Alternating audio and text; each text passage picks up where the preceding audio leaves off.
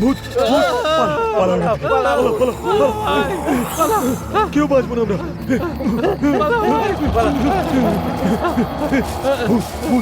ভূত আছে এখানে। আরে পালাও এখান থেকে। বাঁচাও বাঁচাও দাদাকে। মেরে ফেলবে, মেরে ফেলবে আমাদেরকে।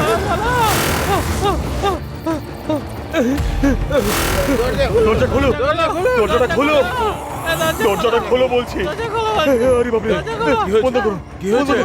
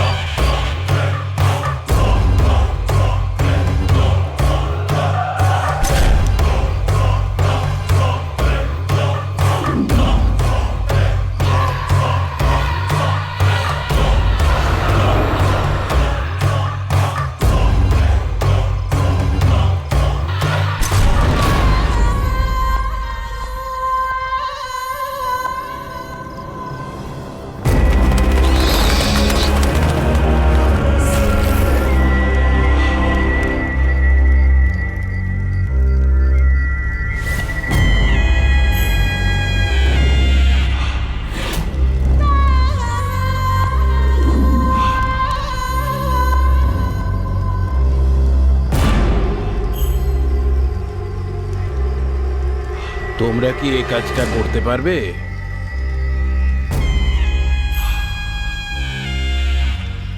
কোথা থেকে নিয়ে আসবে? আমাদের এই 13টা দিন খুবই সতর্ক থাকতে হবে আর খুব সাবধানে এই কাজটা শেষ করতে হবে। যদি একটুও ভুল ত্রুটি হয় সব শেষ। এবার বলো।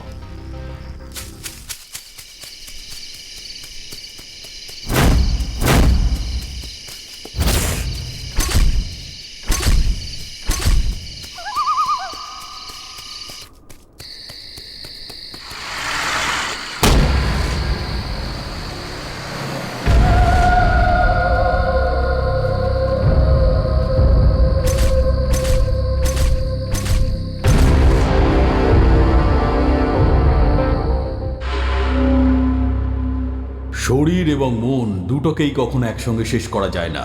আমাদের শরীরকে চিরজীবনের জন্য শেষ করা যায়, কিন্তু আত্মাকে নয়। নিজের মনকে সবসময় সঠিক পথে চালনা করা উচিত। নিজের মনের শক্তির মাধ্যমে সবসময় নিজেকে ওপরে ওঠানো উচিত।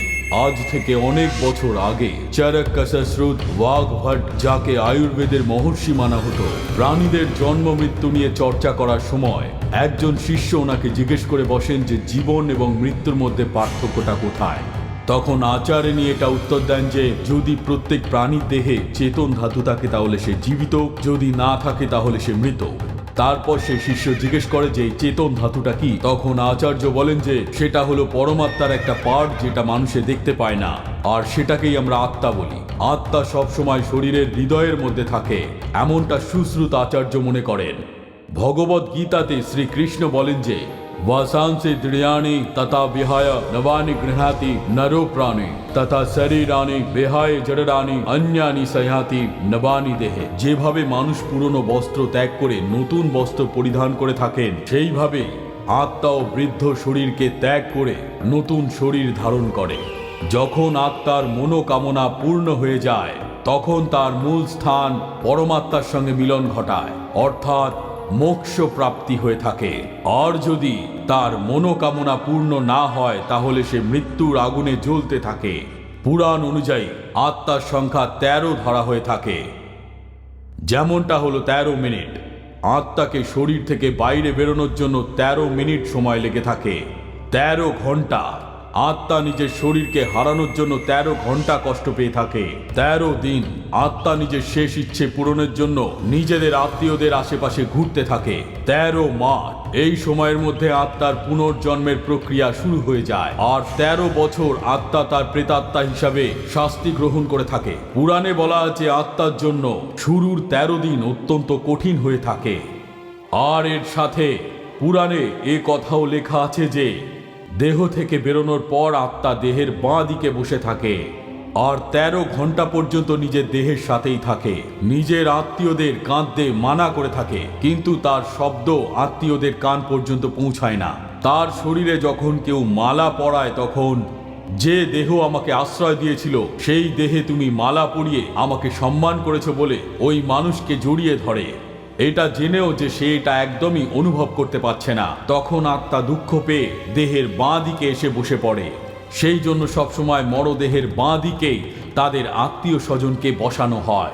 দেহকে বাড়ি থেকে নিয়ে যাওয়ার সময় দুঃখী আত্মার কারণে বাড়িতে যেন কারো সমস্যা না হয় সেই জন্য বাড়িতে প্রদীপ জ্বালানো হয়, কেননা খারাপ আত্মাদের আটকানোর শক্তি একমাত্র অগ্নিদেবের মধ্যেই আছে। পুরাণ অনুযায়ী আত্মা নিজের অন্তিম ইচ্ছা বলার জন্য 13 দিন পর্যন্ত নিজের আত্মীয় স্বজনের আশেপাশে ঘুরে বেড়াতে থাকে। এটা হলো এমনই এক আত্মার 13 দিন ঘুরে বেড়ানোর একটি গল্প।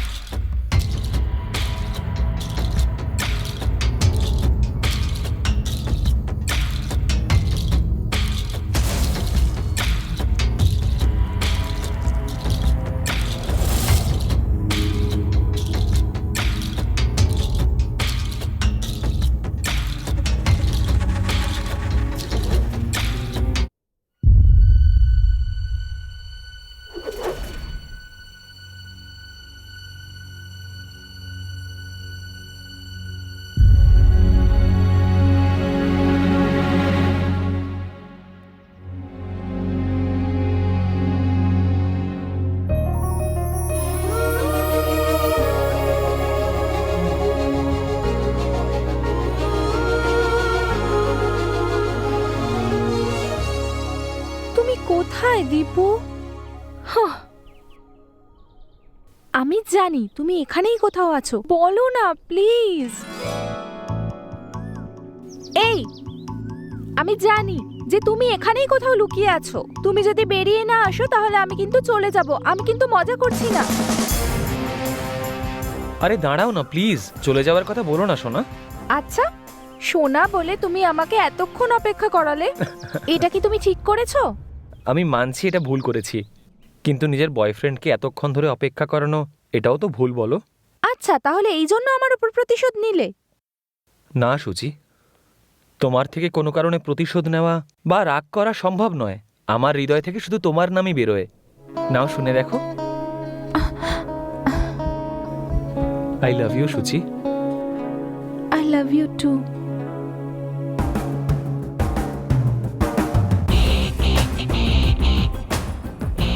নমস্কার। আমার বাবা একটা কথা প্রায়ই বলতেন, তুমি যতই বড় হও না কেন নিজের পদকে সম্মান করো, সর্বদা মানুষের উপকার করার চেষ্টা করো। ট্যুরিজম মিনিস্টার হওয়ার সুবাদে আমারও এটাই স্বপ্ন, যাতে এই রাজ্যের উন্নতিতে আমি আমার অবদান রাখতে পারি। আর সেটা শুরু করতে চাইছি আমার নিজেরই গ্রাম থেকে। যদি কোনো সমস্যা হয় কিংবা কোনো আইডিয়া আসে, আপনারা সঙ্গে সঙ্গে সেটা আমাকে জানাবেন। And be a good officer mister Ram.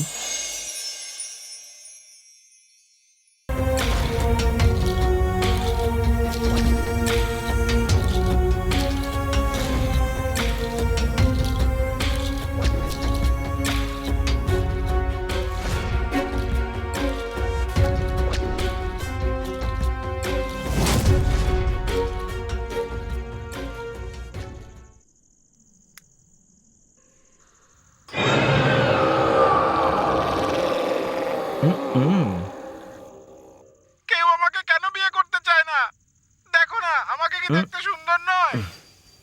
হ্যাঁ দেখতে সুন্দর, কিন্তু কিন্তু কি? ओहो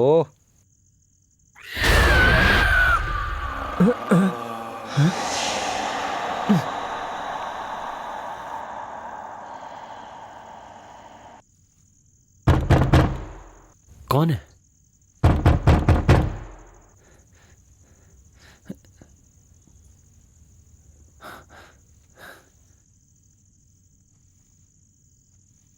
कौन है?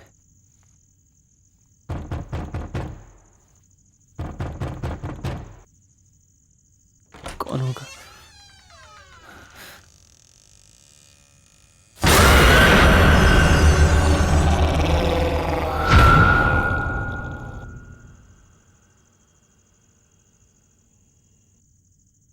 कौन है?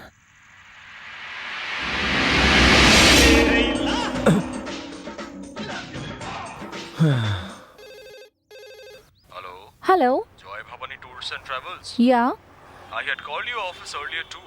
টেল me sir. Our delegate, Mr. Ramanujam, will be arriving today morning okay sir, from Hyderabad at 10:30 Okay. by Mumbai Express. Can you please arrange your vehicle for him? Okay sure sir. Can you please send his details sir? Okay, I'll share the details through email. And please ensure to do the needful. Okay sir, I will make it with pleasure. Thank you so much for choosing Joy Bhavani tour and travels. Thank you. Thank you sir.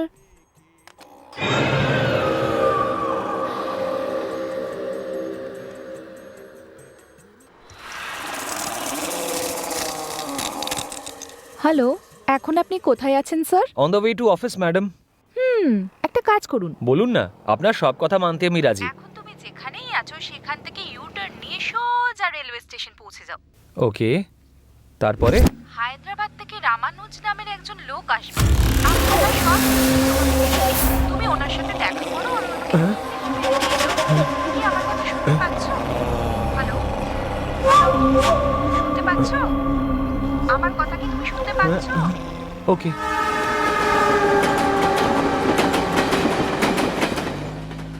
Sir গাড়ি পেয়ে গেছেন তো? হ্যাঁ এই তো পেলাম, আসছি আমি।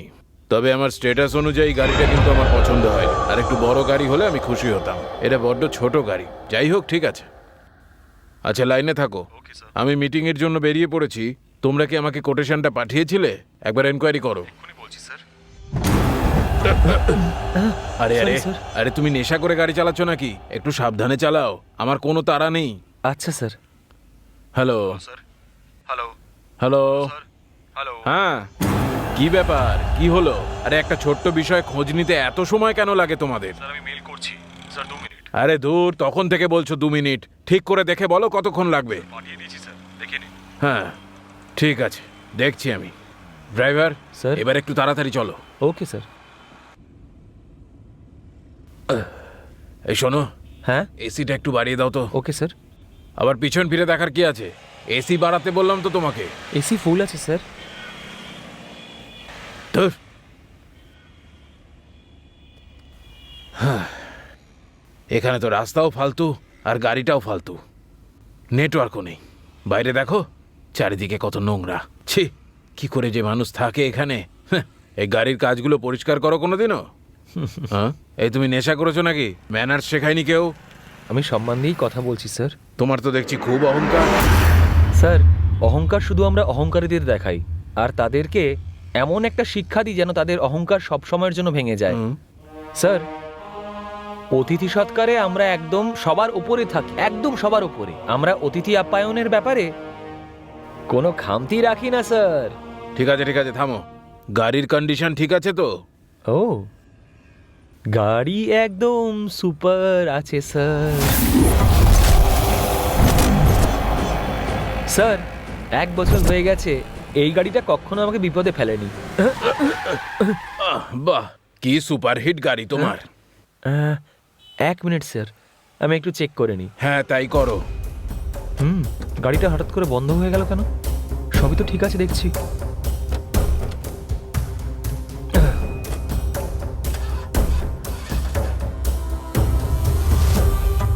স্যার ব্যাস 2 মিনিট স্যার, আমি ঠিক করে দিচ্ছি। হ্যাঁ সেই চেষ্টাই করো। বেশি সময় নেই কিন্তু আমার হাতে। সবই তো ঠিক দেখছি, তাহলে স্টার্ট কেন হচ্ছে না? স্যার, স্যার আপনি বাইরে এলেন কেন? বাইরে খুব রোদ, আপনি ভেতরে বসুন, আমি এক্ষুনি ঠিক করে দিচ্ছি। ব্যাস 2 minute sir, please sir. 2 minute বলে তো 2 ঘন্টা লাগিয়ে দিলে এটা ঠিক করতে। Sir please sir. সময়ের মূল্য বোঝো তুমি? Sir please sir. একজন প্যাসেঞ্জারকে গাড়িতে তোলার আগে গাড়িটা ঠিক আছে কি নেই সেটা দেখে নিয়ে তবেই প্যাসেঞ্জারকে গাড়িতে তোলা উচিত, যেটা জানা নেই? অপদার্থ কোথাকার। দাঁড়াও, তোমার মালিককে আমি ফোন স্যার করছি। স্যার স্যার স্যার স্যার এই, আমার গায়ে চাকরি হাত চলে দিবি যাবে না। স্যার। আমার দামি Please, সুট স্যার। নোংরা করে দিচ্ছিস কেন? যা এখান থেকে।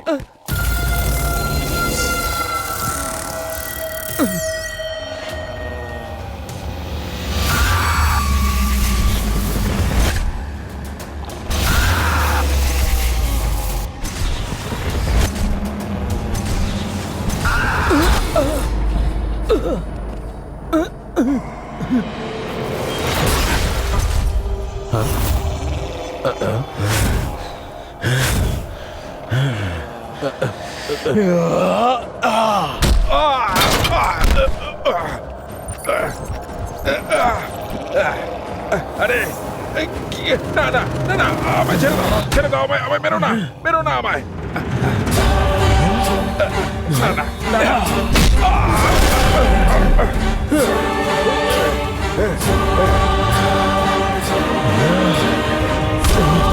আরে আরে আরে আমি কি করেছি? মারছো কেন আমাকে? আমায় ছেড়ে দাও, ছেড়ে দাও, ছেড়ে দাও, আমাকে মেরো না।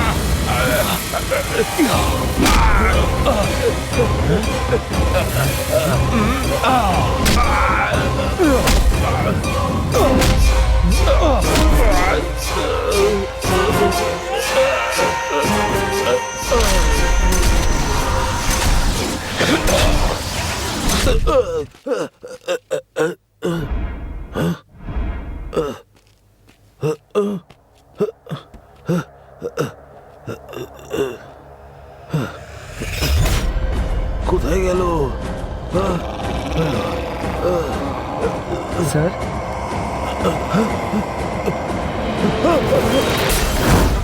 কি হলো স্যার?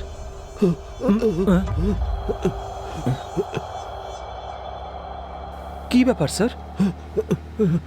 আপনার চোট কিভাবে লাগলো? আরে বলুন না স্যার। কি মারটাই না মারলে আমাকে। স্যার আমি মেরেছি? আমার ছবে না, ছবে না। নিজে মেরে এখন জিজ্ঞেস করছে কে মেরেছে। স্যার এই এই হাত দেবে না বললাম না। স্যার চলুন স্যার। ছাড়ো ছাড়ো আমায়। স্যার দাঁড়ান তো। বাপরে। ও কিন্তু ব্যাপারটা কি হলো কিছুই তো বুঝতে পারছি না। তুমি এখানে কাজ করতে এসেছো না গুন্ডামি করতে এসেছো? হ্যাঁ, কাস্টমার আমাদের জন্য ভগবান। Customer is the god for the businessman. তুমি তাকে মারলে? উনি এমন কি করেছেন যে তুমি মারলে? স্যার আমি এরকম কিচ্ছু করিনি স্যার। কিছু করিনি মানেটা কি? উনি জেনে বুঝে নিজের জামা কাপড় ছিঁড়ে এখানে তামাশা করতে এসেছে। তোমার ভাইয়ের জন্য তোমাকে কাজে রেখেছিলাম। আগে কেমন ছিলে আর এখন কেমন হয়েছো? স্যার ওই তুমি যাও এখান থেকে, যাও, গেট লস। আর কখনো আমার সামনে আসবে না, যাও।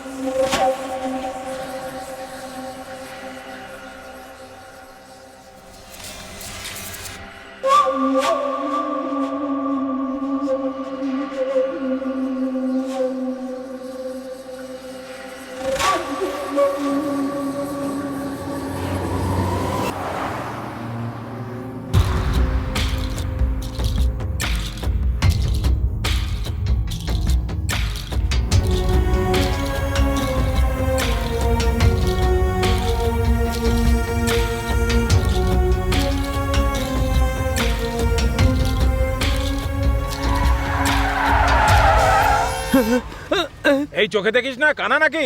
যা সামনে থেকে সর। এই চলো মরার সাইডে জন্য যাও। আমার গাড়িটাই পছন্দ হচ্ছে নাকি তো?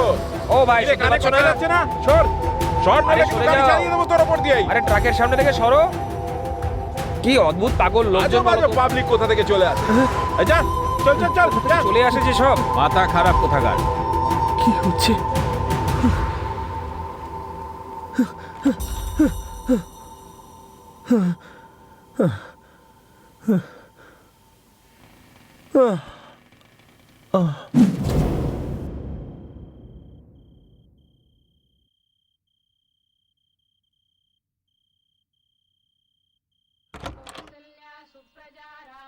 আমি আসছি মা। সুচি, কিছু একটা খেয়ে যা মা। আরে না মা, ও এখনো তৈরিই হয়নি, কুঁড়ের মতো শুয়ে আছে হয়তো। আজকে আমাকে অফিসে তাড়াতাড়ি যেতে হবে। আসছি ঠিক মা। আছে, সাবধানে তুমিও যাস। সাবধানে থেকো। বাই। দীপু,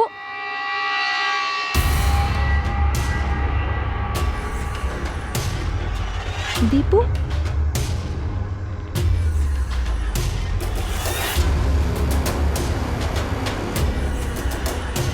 আরে কি হয়েছে দীপু?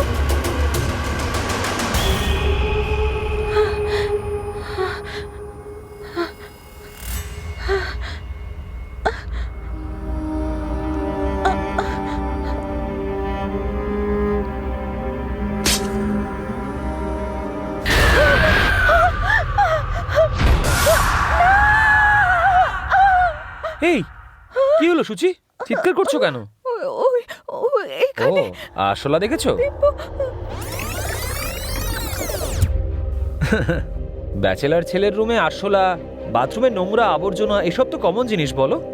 আমি তো এমনিতেই ভীতু, কিন্তু তুমি তো আমার থেকেও ভীতু দেখছি। তুমি তো নিশ্চয়ই জানো কালকে যে ফাংশনে আমি যাব সেখানে একটা হিরো আসবে, আর আমার বস এইসব কাজে আমাকেই পাঠায়। কখনো কখনো চিৎকার করে, কিন্তু আবার ডেকেও নেয়। কি তাই তো? আরে তুমি তো চুপচাপ কেন? আরে ওনার ব্যাপারে এত ভেবে লাভ নেই, চলো দেরি হয়ে যাচ্ছে।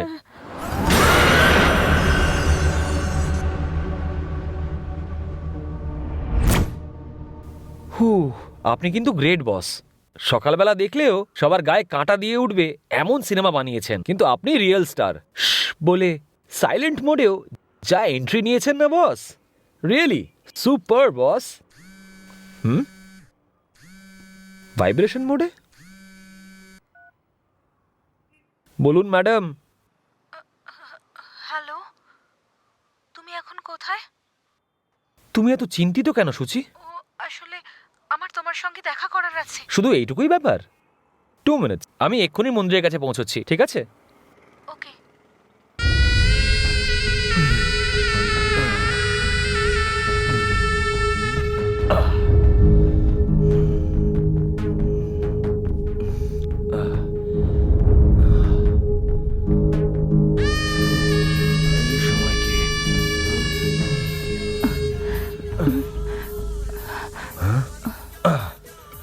ও বসের ফোন।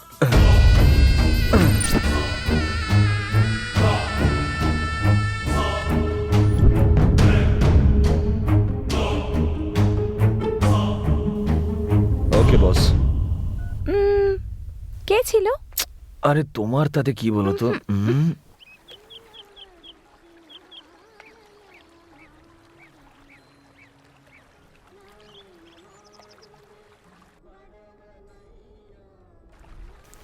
কি ব্যাপার সুচি, কথা বলছো না যে? তোমাকে খুব চিন্তিত দেখাচ্ছে। আসলে সকালে যখন তোমার বাড়ি গেছিলাম তখন একটা কেমন মনে হলো। আচ্ছা, জানো আমারও না গত 2-3 দিন ধরে খুব অদ্ভুত মনে হচ্ছে, সেই জন্যই তোমাকে এখানে ডাকলাম। আচ্ছা, কাল ফাংশনটা কোথায়? ওই তো বিগার ফোর্টে। ফোর্টে ওটা? তাহলে আমিও তোমার সঙ্গে যাব। হে, ওখানে গিয়ে দেখার থেকে ভালো বাড়িতে বসে টিভিতে দেখো, ওখানে খুব ভিড় ভাড়াক্কা হবে। না বাবা। চুপ করো, তুমি আমাকে নিয়ে যাবে কি না? এই এত রাগ করার কি আছে বলো তো? ঠিক আছে, নিয়ে যাব। দীপু, হুম, আসলে হিরোরা কেমন হয়? মানে মানে দেখতে কেমন হয় ওদের? কেমন আর হবে, আমার মতনই স্মার্ট হবে নিশ্চয়ই। আর হিরোইনরা কেমন হয়? হিরোইন তারাও সুন্দরী হয়। আমার থেকেও সুন্দরী হয় নাকি? তোমার থেকে তো লাখ গুণে সুন্দরী হয়। তোমাকে তো আমি হেই, আরে আমি সেটা বলতে চাইনি। আরে মেয়েরা তো একদম ফুলের মতন হয়, যাদেরকে গাছেও সুন্দর দেখায় আর ওই ফুলের তোড়াগুলোতেও। এবার তুমি নিজেকেই দেখো, সূর্যের আলোতে তোমাকে কি সুন্দরী না দেখায়, আর রাত্রেবেলা চাঁদের আলোতে আরো মনোরম হয়ে ওঠো। আর যেই মুহূর্তে তুমি কাছে এবার আসো, একটু বেশি বেশি হয়ে যাচ্ছে না? সত্যি বলছি, I love you Suchi. I love you Dipu.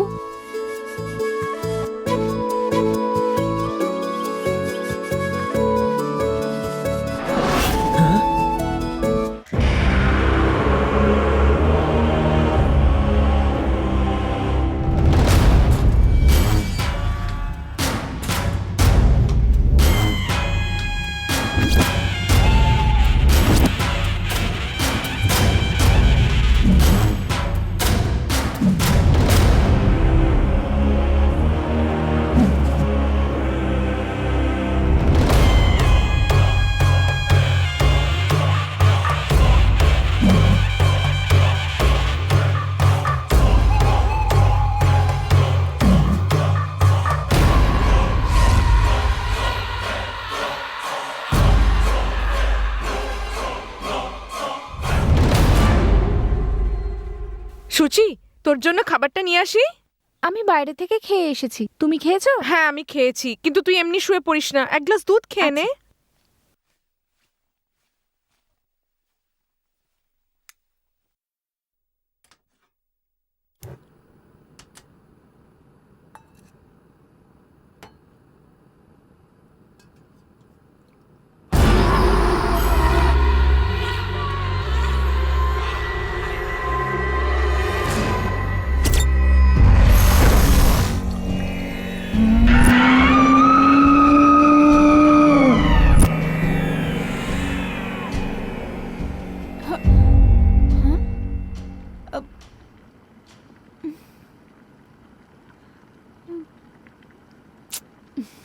জানে দে।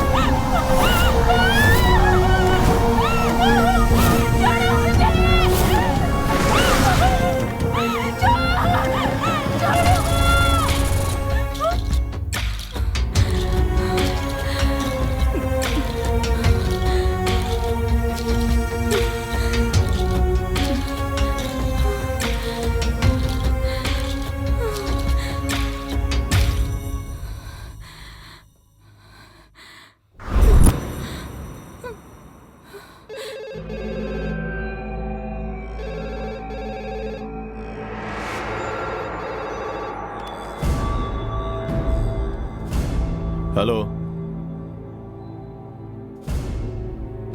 ये कब हुआ? कहाँ? ओके।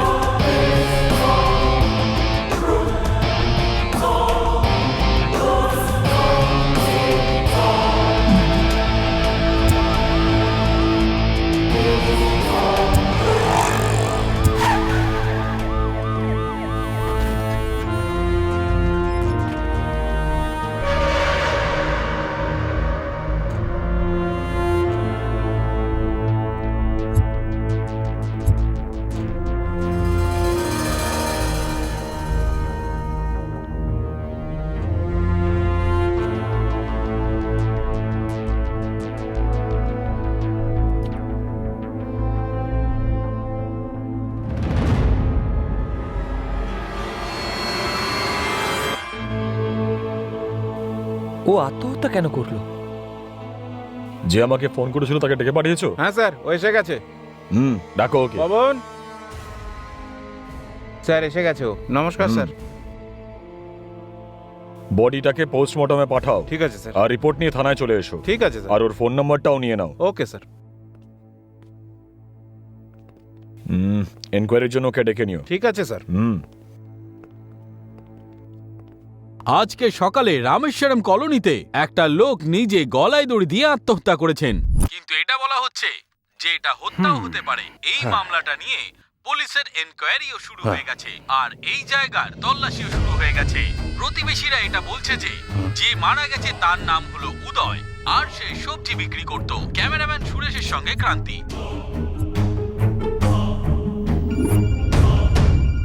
খোদা হাফেজ পণ্ডিত। তুমি খবরটা শুনেছো রফিক? হ্যাঁ, খবরটা শুনেছি আমি।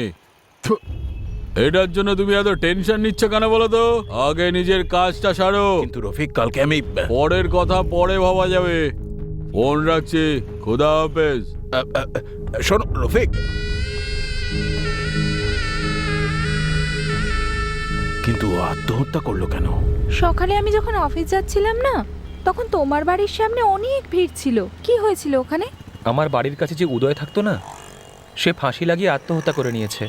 পুলিশ ওখানে এনকোয়ারি করতে এসেছিল, সেই জন্যই এত ভিড় জমে গেছিল। ও আচ্ছা, এমন কি হয়েছিল যে ও আত্মহত্যা করলো? সেটা তো আমিও বুঝতে পারছি না, কিন্তু যখনই দেখা হতো হাই হ্যালো করতো। আচ্ছা, সুস্থই তো মনে হতো। আমিও এটা বুঝতে পারছি না যে ও এমনটা কেন করলো। থাক, বাদ দাও। সবাই নিজস্ব প্রবলেমে জর্জরিত, তাই না? সুচি কোথায় চলে গেল? সুচি, সুচি, সুচি, সুচি, সুচি, সুচি।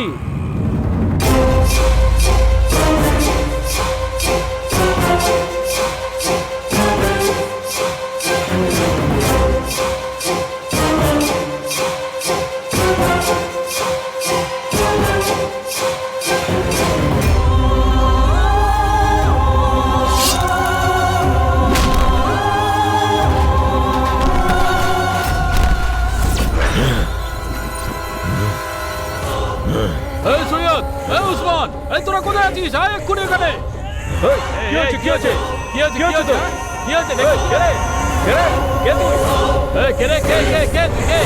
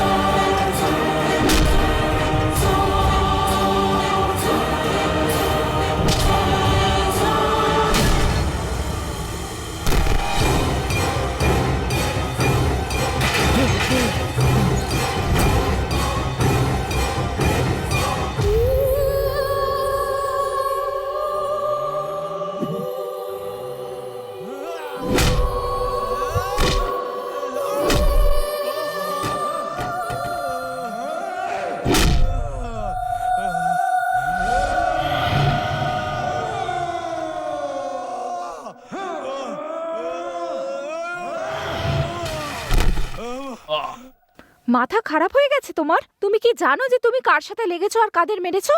কি হয়েছে সুচি? ওরা কতটা ভয়ঙ্কর তুমি কি জানো? ওরা যদি চায় না তাহলে আমাদের এক নিমেষে শেষ করে দিতে পারে, বুঝেছো? এরকম লোককে ওদেরই এলাকায় গিয়ে মেরেছো। হে ভগবান, আমি রিকোয়েস্ট করলাম বলে তোমাকে ছেড়ে দিল, না হলে তো আজকে তোমার হচ্ছিল। আচ্ছা, তুমি তো ঝুটঝামেলার নাম শুনে পালিয়ে যেতে, আজ তোমার কি হয়ে গেছিল? এরকম কেন করলে তুমি? আরে আমি কিচ্ছু করিনি সুচি, আমি তো কিচ্ছু বুঝতে পারছি না যে তুমি কি বলছোটা কি। এত সবকিছু করে এখন বলছো তুমি কিছুই করনি? আরে তোমার যদি কিছু হয়ে যেত তাহলে? কিন্তু কি হয়েছে বলবি তো? তুমি কিচ্ছু বুঝবে না, ছাড়ো না মা। আচ্ছা, আমি তো ছোট বাচ্চা তাই না? আর ও তো পুতুলের মতো বসে আছে ওখানে, আর তুই হচ্ছিস একটা পাগলি যে তখন থেকে বারবার বারবার করে যাচ্ছিস। ইয়েস, কারেক্ট, আমি পাগল হয়ে গেছি। তুমি একদম ঠিক বলছো মা, এখন আমি বুঝে গেছি ওকে কোথায় নিয়ে যেতে হবে। এই চলো আমার সাথে। এই, সুচি, বিইং আ সাইকিয়াট্রিস্ট, ওনার টেস্ট করার পর আমি কিন্তু কোনো সমস্যা দেখতে পাচ্ছি না। এনার mind balance, IQ, thinking capacity সবকিছুই কিন্তু নর্মাল। আপনার কথা অনুযায়ী ওনার মধ্যে স্প্লিট পার্সোনালিটি ডিসঅর্ডারের কোনো সিমটম আমি দেখতে পাচ্ছি না। কিন্তু ডক্টর, আমি যে ওই nothing to worry, he is absolutely fine. You may গো।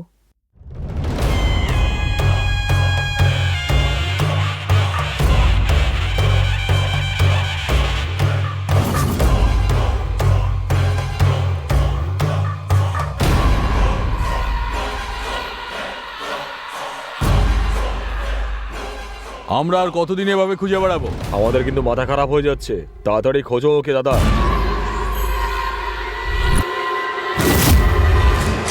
একে তো দেখেই মনে হচ্ছে যে শুধু এখানের ডক্টর কেন, কোনো বিদেশি ডাক্তার এর ব্যাপারে এইটাই বলতো। মানে ডাক্তার দেখিয়ে এর কিছু করা যাবে না। একে কোথায় নিয়ে যেতে হবে আর এর সাথে কি করতে হবে সেটা আমি জানি। আপনি যা বলছেন তা ওর সঙ্গে শুধু আজই ঘটেনি, গত 6 দিন ধরেই ঘটছে। 6 দিন ধরে আমরা শুধু কেল্লাতেই চক্কর দিচ্ছি পণ্ডিত, আর মাত্র 7 দিন আছে, জানি না কি হবে। তুমি একটু চুপ করবে? বাবা, এটা কিসের জন্যে? তার কারণ হলো গত 6 দিন ধরে খুব শক্তিশালী একটা আত্মা প্রায়ই ওর শরীরে প্রবেশ করছে, আর সেই ওকে দিয়ে এইসব করাচ্ছে। ওই আত্মার থেকে কোনো বিপদ নেই তো? ওর কি সমস্যা হতে পারে? আত্মা কেন ওর পিছনে পড়ে আছে, ওর শরীরেই কেন বারবার প্রবেশ করছে, সেটা জানা কিন্তু এত সহজ নয়। মিলন, না, পাইনি। এদিক দিয়ে যদি যাই,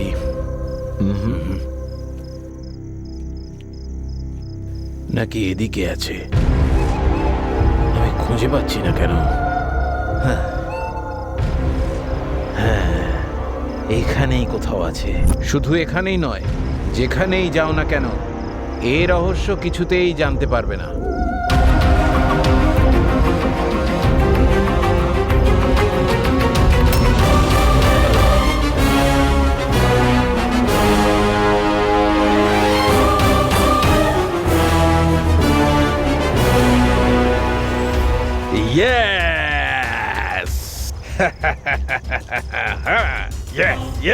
এটাই সেই জায়গা যার সন্ধান আমরা এতদিন ধরে করে চলেছি, শেষ পর্যন্ত আমরা খুঁজে পেলাম।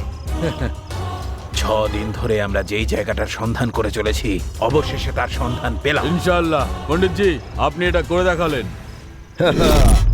যেহেতু এ এক অতৃপ্ত আত্মা, ও মানুষের শরীরে প্রবেশ করতে চায়, নিজের কার্যসিদ্ধি না করে সেই আত্মা ওর পিছু ছাড়বে না।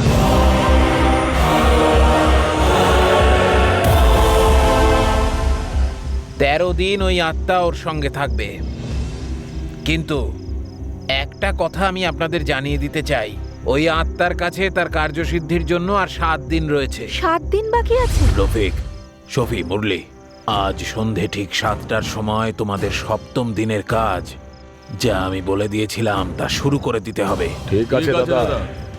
হয়ে যাবে পণ্ডিত।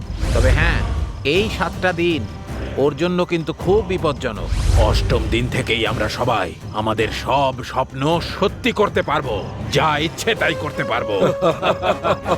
কিন্তু আমাদের এই 7টা দিন খুব সাবধানে থাকতে হবে। মনে রাখবেন, আপনাদের আগামী 7টা দিন ওর খুব বেশি করে খেয়াল রাখতে হবে।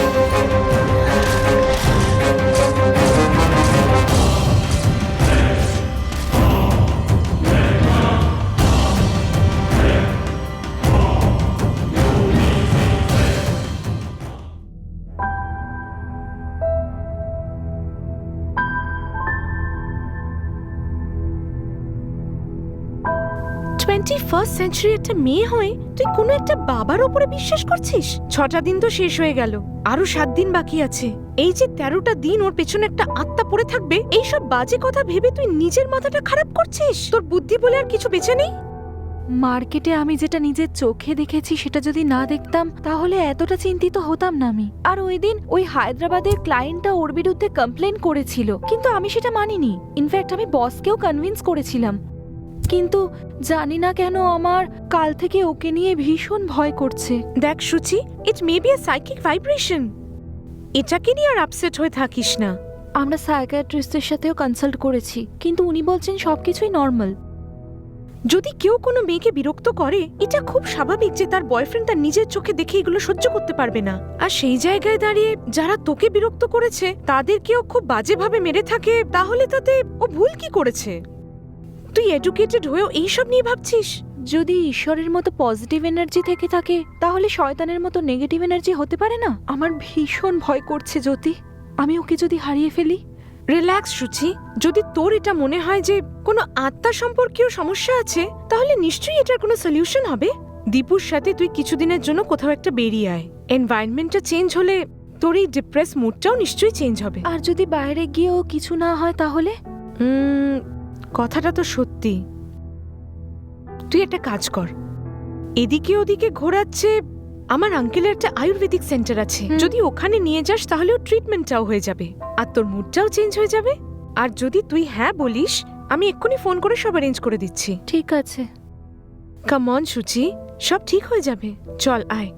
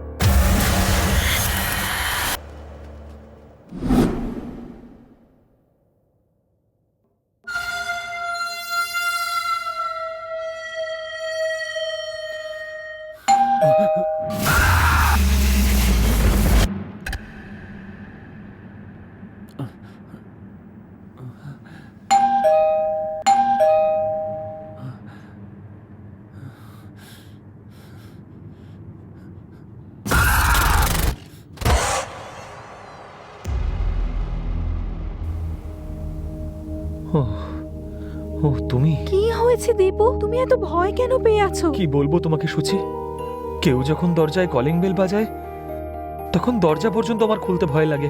অদ্ভুত আওয়াজ আমাকে প্রত্যেক মুহূর্তে বিরক্ত করতে থাকে। যদি এইসব চলতে থাকে তাহলে সত্যি বলছি আমি পাগল হয়ে যাব। প্লিজ প্লিজ আমাকে হেল্প করো সুচি। আরে পাগল, যতক্ষণ আমি আছি আমি তোমার কিচ্ছু হতে দেব না। Don't worry, I am with you. I love you Suchi, I love you.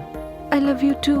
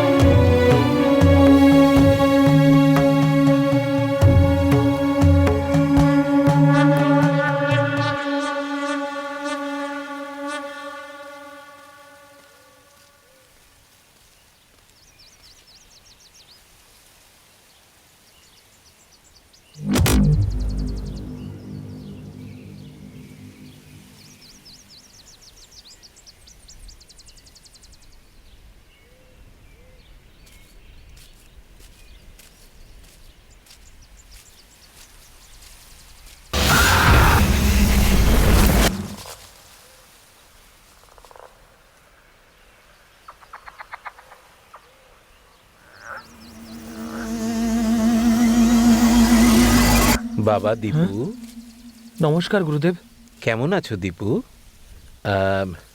আচ্ছা, রাত্রে কি তুমি কোনো ভয়ানক দুঃস্বপ্ন দেখো? আর তোমার ওই স্বপ্নে তোমাকে কেউ ডাকছে এরকম মনে হয় তোমার? এমন কোনো স্বপ্ন তো দেখি না গুরুদেব, কিন্তু কিন্তু কি? বাস্তবে এইসব জিনিসগুলো আমার সাথে হচ্ছে। আচ্ছা, এই গত 8-9 দিন ধরে জানি না কেন আমার বাড়ি পৌঁছানোর পরেই কেউ আমার সামনে পেছনে আশেপাশে ঘুরে বেড়াচ্ছে, আমাকে নিজের কাছে ডাকছে এমন মনে হয়। বুঝেছি।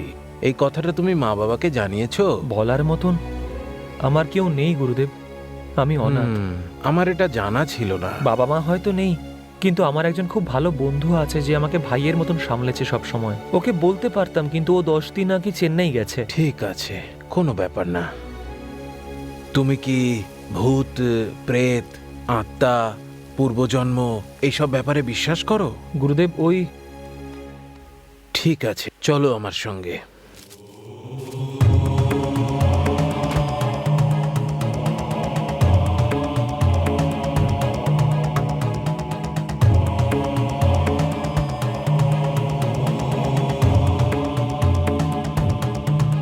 বসো।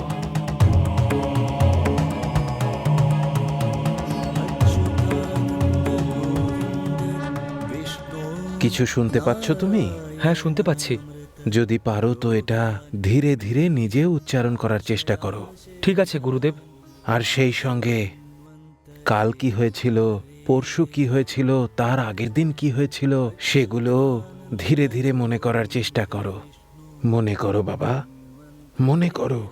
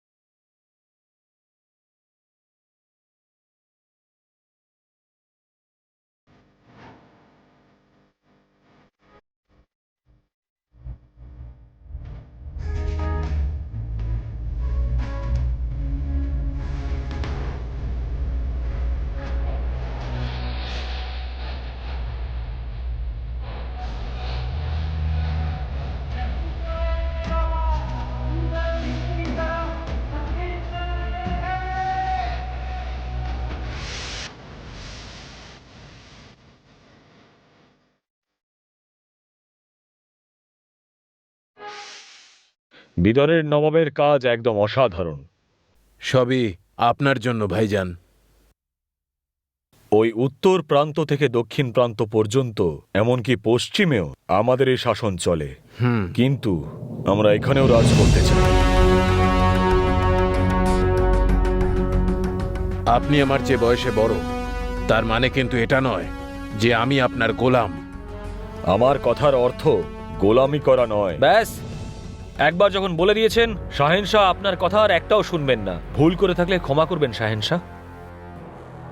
বিদর শাহেনশাহর মান এবং সম্মান দুটোই। যদি এখানে কেউ ভুল উদ্দেশ্যে পা রাখে না, সে আর প্রাণ নিয়ে ফিরতে পারবে না, কারণ এই কেল্লা আমাদের শাহেনশাহর প্রাণ।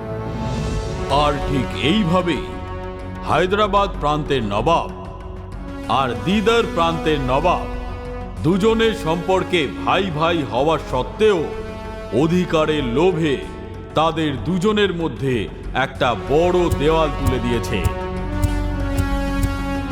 একজন সাধারণ সেনাপতি আমার সাথে এভাবে কথা বলেছে, এটা ভেবে হায়দ্রাবাদের নবাবের অপমান বলে মনে হয়। আর উনি নিজের রাজ্যে ফেরত যান। এই সেনাপতির আচার আচরণ দেখে দিদারের নবাব এমনিতে খুবই খুশি হন, কিন্তু একদিকে সম্পর্ক আর অন্যদিকে অধিকার, এই বন্ধনে বদ্ধ হয়ে দুজন ভাই খুবই চিন্তিত থাকেন।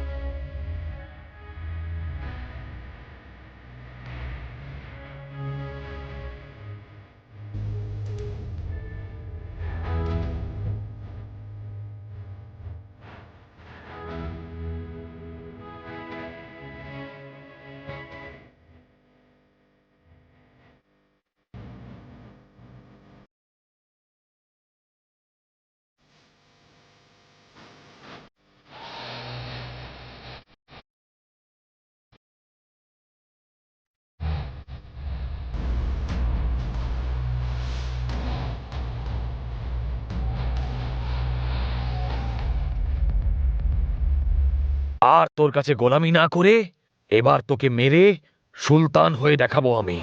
আর ওইদিকে হায়দ্রাবাদের নবাব নিজের অপমানের প্রতিশোধ নেওয়ার জন্য চেষ্টা চালিয়ে যায়, আর এর সাথে সাথে দিদারে নিজের রাজত্ব বিস্তার করার জন্য মনস্থির করেন। আর এদিকে দিদারের নবাব ঔরঙ্গাবাদ থেকে যখন ফিরে আসছিল, একজন সুন্দরী মেয়েকে দেখে তার মন গলে যায়। ওনার 7 জন স্ত্রী হওয়া সত্ত্বেও আমি এই মেয়েকে বিয়ে করব এমন একটা চিঠি তার মা বাবাকে দেন। এই সুন্দরী আমার পরবর্তী বেগম হবে। রাজার আদেশ না মানার ক্ষমতা মেয়েটার মা বাবা ছিল না, সেই জন্য উনি না চাইতেও নিজের সুন্দরী মেয়ের বিবাহ রাজার সাথে দিয়ে দেন, কেননা এটা ওনার জন্য একটা গর্বের ব্যাপারও ছিল। ওই কন্যা নবাবের সাথে দিদারের উদ্দেশ্যে রওনা হন, আর দিদারের প্রজারা খুব ধুমধাম করে এদের স্বাগত জানায়।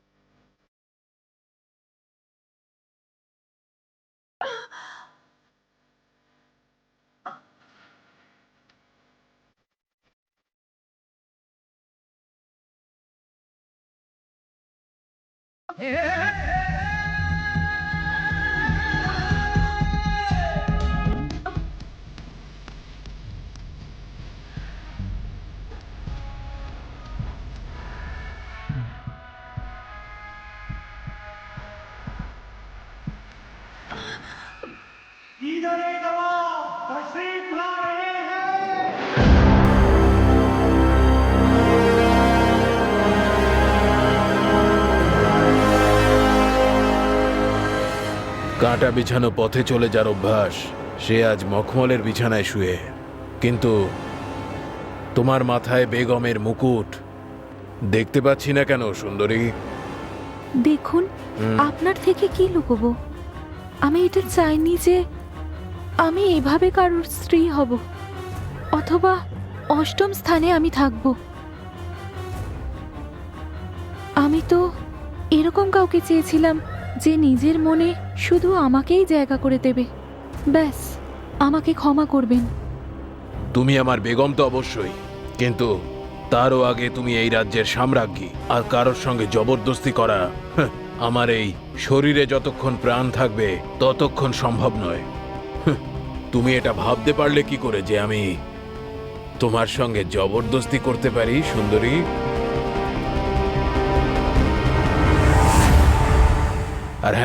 একটা কথা শুনে রাখো, তুমি যেদিন মন থেকে আমাকে ডাকবে সেদিনই আমি আসব।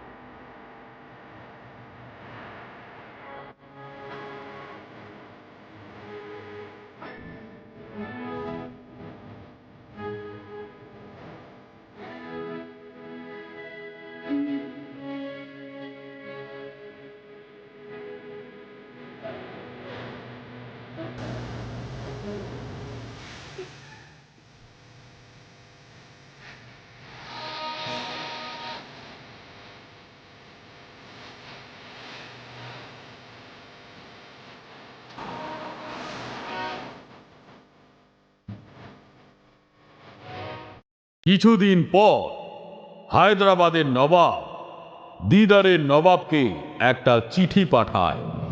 চিঠিতে এটা লেখা আছে যে চিঠি পাওয়া মাত্রই 15 দিনের মধ্যে যদি তুমি এসে আমার সাথে দেখা না করো তাহলে আমি যুদ্ধের ঘোষণা করব। তুমি আমার নিজের ভাইজান, তাই আমার হাত পা বাঁধা, নয়তো যুদ্ধের জন্য আমিও প্রস্তুত আছি। প্রজাদের খুশির জন্য আর ভাইয়ের সাথে নিজের সম্পর্ক রাখার জন্য যুদ্ধ না করার নির্ণয় নিয়ে উনি হায়দ্রাবাদ যাওয়ার জন্য প্রস্তুত হন। সেই সময় ঔরঙ্গাবাদ থেকেও একটা চিঠি আসে, যেটাতে লেখা যে রানীর বাবার শরীর ঠিক না থাকার জন্য ওনার বাবা রানীর সাথে শেষ দেখা করতে চান।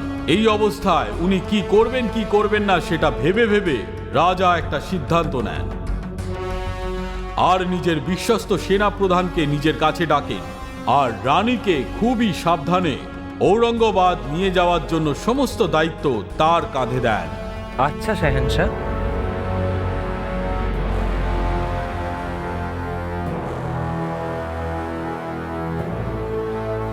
হে আল্লাহ, এই কেমন সংশয় ফেললে তুমি আমাকে।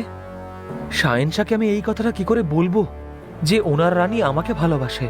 আমার শাহেনশাহর ভরসার মূল্য আমি কি করে চোকাবো? আর শাহেনশাহর আদেশকে আমি অমান্যও করতে পারবো না। হ্যাঁ, এটাই ঠিক হবে। তখন সেনাপতি তার এক প্রিয় বন্ধুকে ডাকে আর ছোট একটা বাক্স আর একটা চিঠি লিখে দেন আর এটা বলে যদি কোনো কারণবশত আমি ফিরে না আসতে পারি তাহলে এই জিনিসটা নবাবকে যেন দেয়া হয়। আর এরপর রানীকে নিয়ে সে রওনা দেয় আর তারপর রাস্তাতে। আমি আজ পর্যন্ত তোমার প্রভুর সাথে কোনো রকম সম্পর্কে জড়াইনি। আমি জানি সেটা। তুমি আমাকে মেনে নাও। শাহেনশাহর সাথে গদ্দারি যতক্ষণ এই শরীরে জান আছে ততক্ষণ এটা সম্ভব নয়।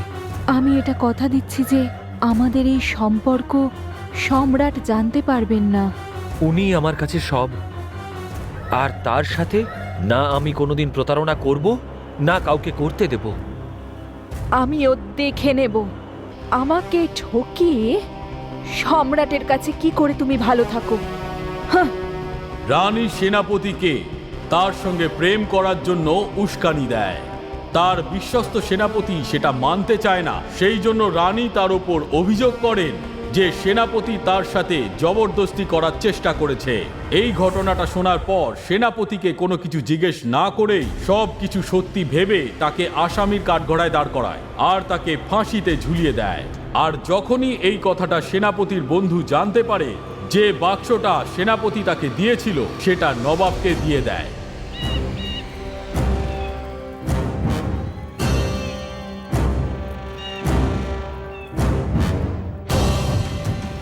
হে আমার শাহেনশাহ, আমাকে ক্ষমা করবেন।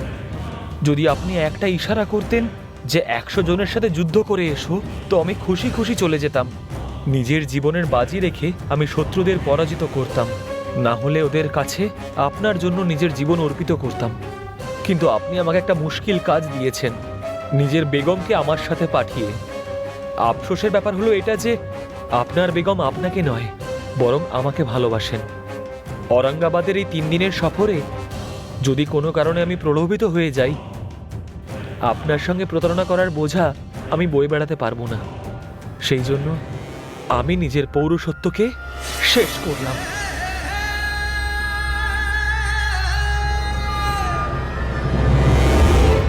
হে খোদা, এ কি ভুল করে ফেললাম আমি।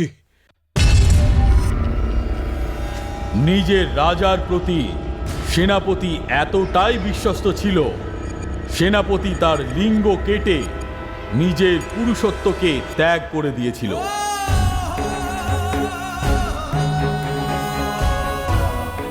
নবাব যখন এই সত্যটা জানতে পারে, নবাব তখন রাগ করে রানীকেও ফাঁসিতে ঝুলিয়ে দেয়। কিন্তু রানীর মৃত্যুর পরেও নবাব খুশি হন না। একটা বাইরের মেয়ের জন্য নিজের সেই বিশ্বস্ত সেনাপতির হারানোর দুঃখে উনি একেবারে ভেঙে পড়েন।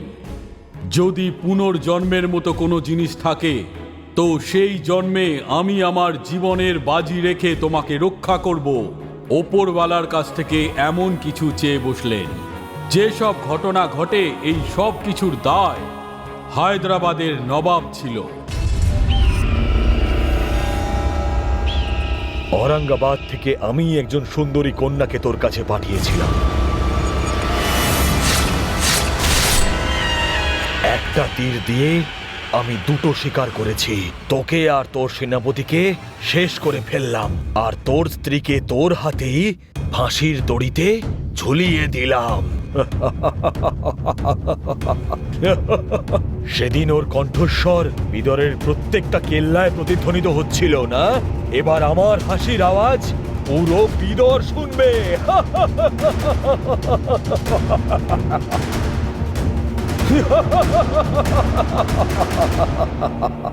সেই সেনাপতি আর কেউ নয়, তুমি।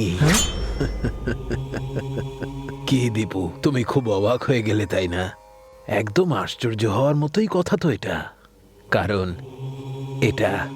এটাই সত্যি। তোমার গত জন্মের সব কথা আমি কি করে জেনে ফেললাম এটাই ভাবছো তো? হ্যাঁ, এটাই তো আয়ুর্বেদ। এ কোনো সামান্য বস্তু নয়, বহু পুরনো, বহু পবিত্র জীবনের বিজ্ঞান এটা। যখন আমি তোমায় প্রথমবার দেখলাম, তখন থেকেই আমি তোমার সমস্যাগুলো নিয়ে ভাবতে শুরু করে দিই।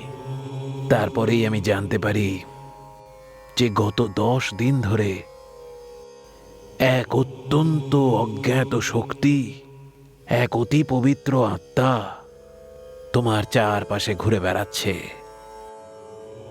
মন্ত্র উচ্চারণ করে ওই আত্মার সঙ্গে আমি সম্পর্ক স্থাপনের চেষ্টা করতে থাকি।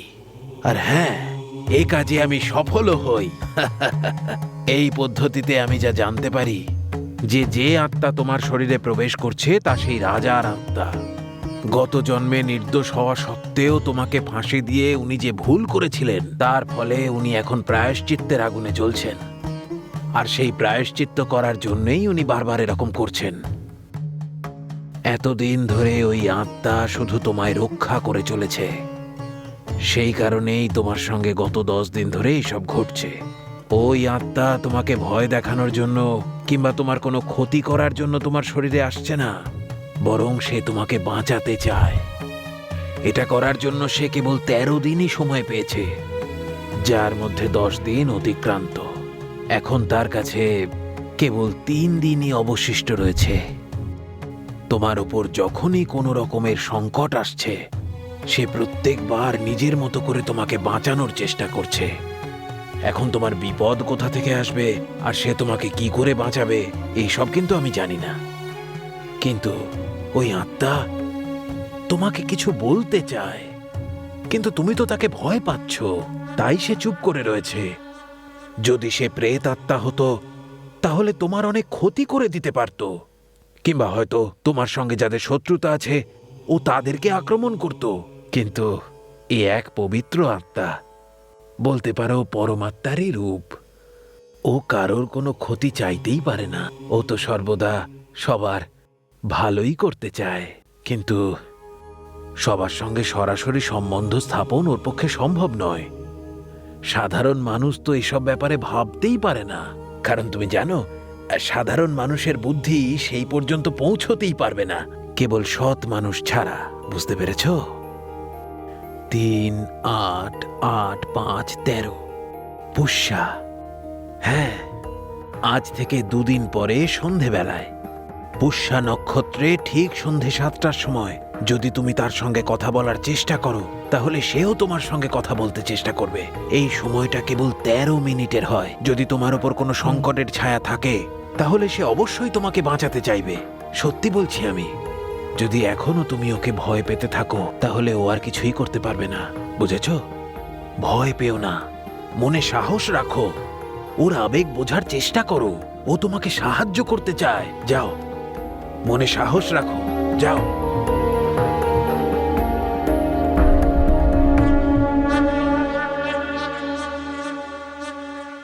সুচি, কি হয়েছে মা? ডাক্তারবাবু কি বললেন? আরে মা, ভয় পাওয়ার কোনো কারণ নেই। ওই সাধু বাবার মতোই 3 দিন খেয়াল রাখতে বলেছে, ব্যাস এইটুকুই, আর কিছু জানি না উনি কি বলতেন। এইসব ভেবে আমি খুব ভয় পেয়ে গেছিলাম। আমি আর কিছু চাই না, ব্যাস তোরা দুজনে ভালো থাকিস, এটাই আমার জন্য অনেক। এবার তোদের দুজনের বিয়ে দিয়ে দেব, তাহলে আমার দায়িত্ব শেষ হয়ে যাবে আর তোদের দুজনের একটা নতুন জীবন শুরু হবে। কি জানি কি শুরু হবে। কি বললি? কিছু না, বিয়েটা ভালো করে হবে তো? বিয়েটা ভালোভাবেই হবে, কিন্তু তার আগে একটা এঙ্গেজমেন্ট করে নি। তোদের দুজনের আসার আগে আমি পুরোহিত মশাইয়ের সাথে কথা বলে রেখেছিলাম। কালকের দিনটা কিন্তু খুব শুভ। উনি বললেন কালকের দিনটাতেই হয়ে যায়। কালকেই? আরে এত কি তাড়া আছে মা? মা, আমি এসব বুঝি না, আমি যেটা বলছি সেটাই করো। সব সময় তোমার যে চলবে তা হয় না। কালকের দিনটা যে শুভ সেটা উনিই বললেন। ওনার বক্তব্য, কালকে যদি এঙ্গেজমেন্ট হয় তাহলে তোমরা দুজনেই খুব সুখী হবে। এই নাও। কিন্তু মা। কিন্তু আমি কিচ্ছু শুনতে চাই না। কালকে যেভাবেই হোক এঙ্গেজমেন্টটা হবেই, ব্যাস। তুমি কিছু বলতে চাও দীপু? হ্যাঁ,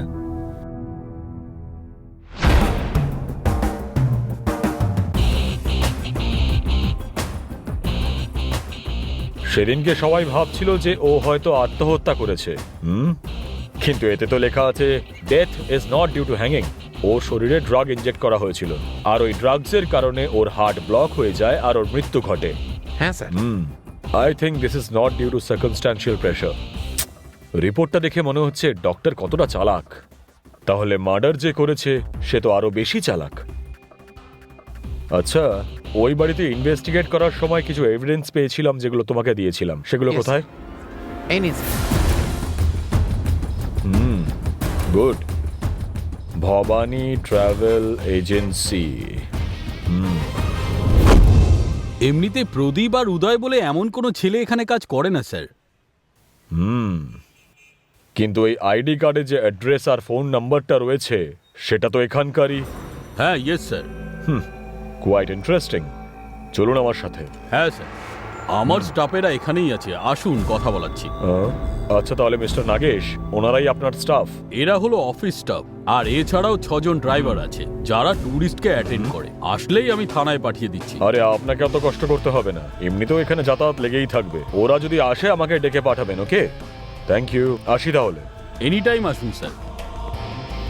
মিস্টার নাগেশ, দেখুন, যতদিন আমি এই কেসের ইনভেস্টিগেশন করছি, যতদিন না ইনভেস্টিগেশন শেষ হচ্ছে, আপনার কোনো স্টাফ বা আপনার কোনো ড্রাইভার আমার পারমিশন ছাড়া দূরে কোথাও যেতে পারবে না। ওকে স্যার, ওকে স্যার, আমি বলে দেবো স্যার। আচ্ছা মিস্টার নাগেশ, ওরা দুজন কারা?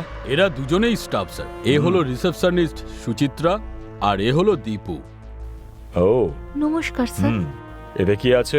আজ আমাদের এনগেজমেন্ট স্যার, সেই জন্যই মিষ্টি দিতে এসেছিলাম। এই নিন মিষ্টি। Thank you. মনে হচ্ছে ইনভিটেশন করার আগেই আমি বিনা নিমন্ত্রিতের মতন চলে এলাম।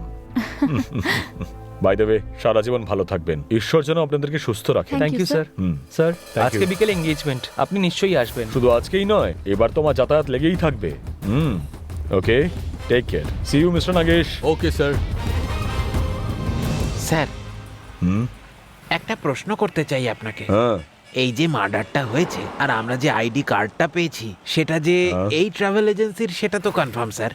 তাহলে আপনার স্টাইলে তদন্ত শুরু করে দিন না স্যার। আপনি কেন যে এখনো এটা করছেন না সেটা তো আমার মাথায় ঢুকছেন। তুমি যদি সবকিছুই বুঝতে পারতে তাহলে তো আমার জায়গায় তুমি থাকতে না, আর তোমার জায়গায় আমি থাকতাম। দেখো, খুনি প্রথমে খুন করেছে আর তারপর এটাকে আত্মহত্যার রূপ দেওয়ার জন্য বডিটাকে ফাঁসিতে ঝুলিয়ে দিয়েছে।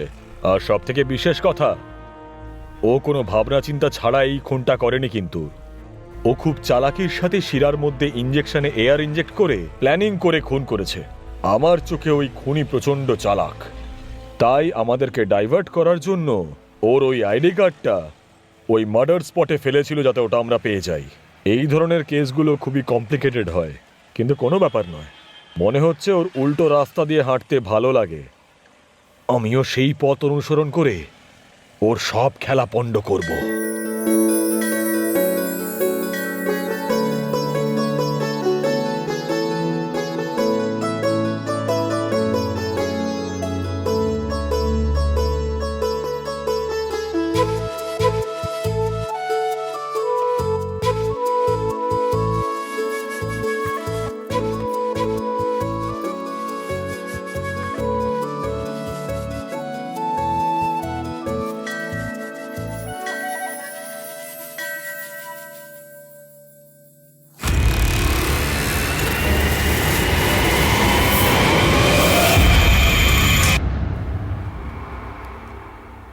একটা সার্কেল এখানে বানাই, আর একটা সার্কেল যদি এইখানে বানাই,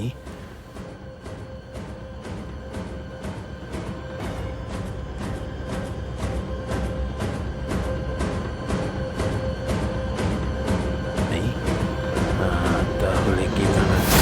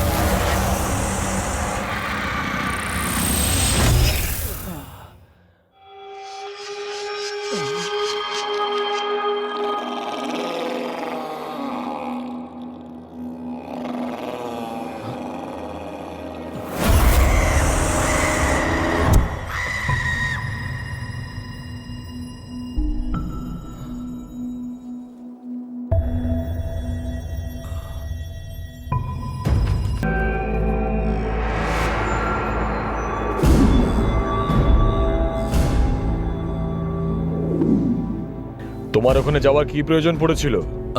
কেননা উনি আমাদের বারের রেগুলার কাস্টমার স্যার, আর ওই দিনই প্রথমবার নয়, এর আগেও অনেকবার উনি চেয়েছিলেন।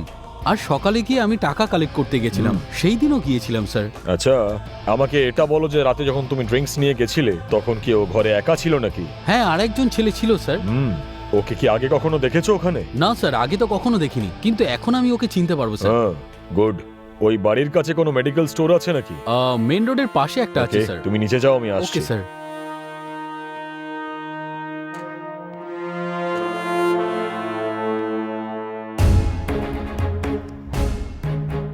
এত চালাকির সাথে যখন খুনটা করেছে, এর পেছনে নিশ্চয়ই কোনো উদ্দেশ্য রয়েছে।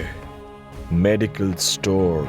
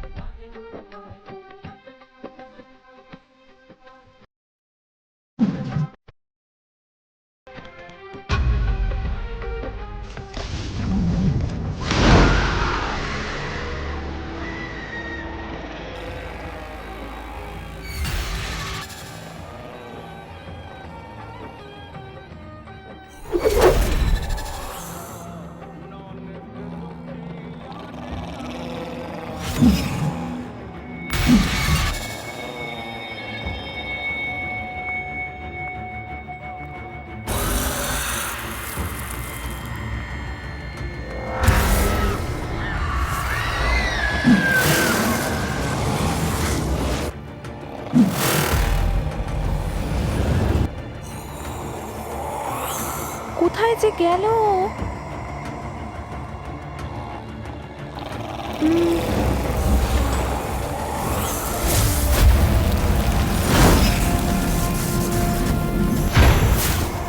আরে কোথায় যে খুঁজি? ও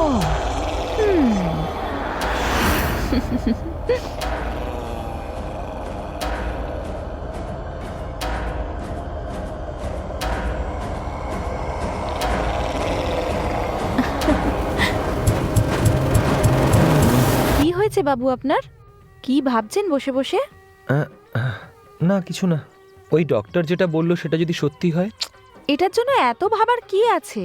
যা হওয়ার সেটা তো হবেই। তুমি ফালতু টেনশন করো না। কিন্তু ওই ওই কিন্তু আমি কিছু শুনবো না। আমি বললাম তো কাল থেকে সব ঠিক হয়ে যাবে আর আমরা আবার আগের মতো থাকবো। এবার আমি আর তোমার একটা কথা শুনবো না। কাল বিকেলে আমি 5টার সময় আসবো, তুমি রেডি থেকো। আমি তোমাকে একটা নতুন জায়গায় নিয়ে যাব। ঠিক আছে।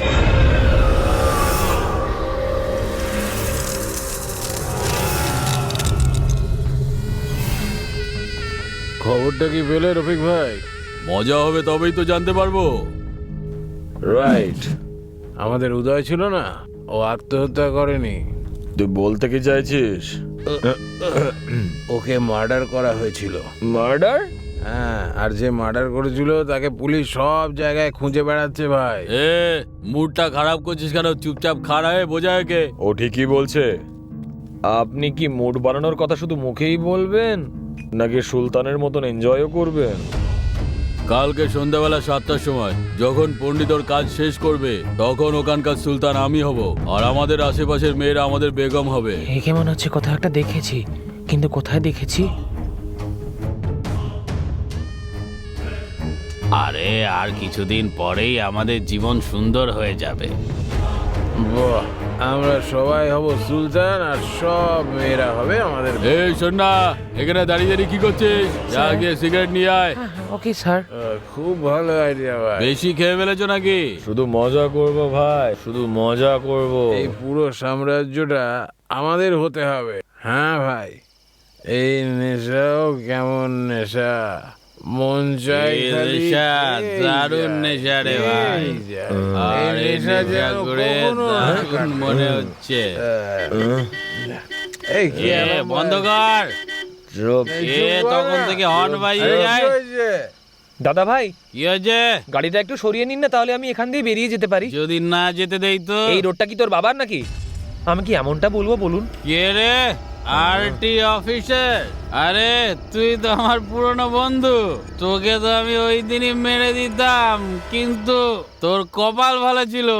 কি বলবো রে ভাই, যদি তোকে মারি না তাহলে আমারই লস হয়ে যাবে, সেই জন্য ছেড়ে দিয়েছি। কি রে, এটা তো লাভার নাকি? হ্যাঁ, এ তো ডান্সার। এদিকে আয়, এদিকে আয়। কি হয়েছে রে? এই দেখ আমাদের রাতের রানী এখানে বসে, দেখেছিস মালটা কেমন লাগছে? হ্যালো হ্যালো হ্যালো, এসব কি হচ্ছে ভাই?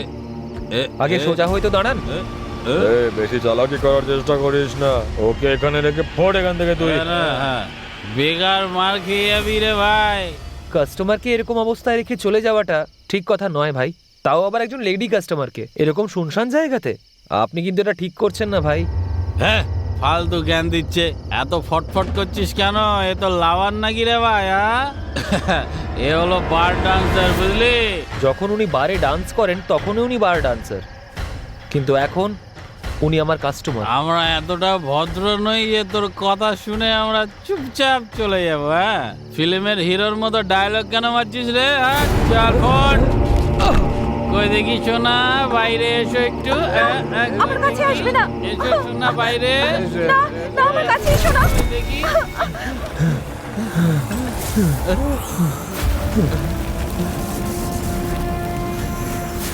কি হয়েছে? সফি, মুরলি, রফিক, প্রথমে দরজা বন্ধ করো, দরজা বন্ধ করো। বন্ধ করে দিয়েছি। এবার বলো কি হয়েছে? কেউ এসে আমার পিছনে মারলো মারলো মারলো, গলা টিপে ধরেছিল। কোনো প্রকারে প্রাণে বেঁচে পালিয়ে এসেছি। যে কোনো প্রকারে আমাকে বাঁচাও পণ্ডিত। আমি জানতাম এরকম একটা কিছু নিশ্চয়ই হবে। জানো এর কারণ? কারণ আগামীকাল আমরা একটা মহান কাজ করতে চলেছি। সেটা ভুলে যাওনি তো তোমরা? মনে আছে তো? কাল হলো 13তম দিন। এটাই স্বাভাবিক। আমাদের রাস্তা থেকে সরিয়ে দেওয়ার জন্যেই নিশ্চয়ই কেউ এটা করছে। ইনফ্যাক্ট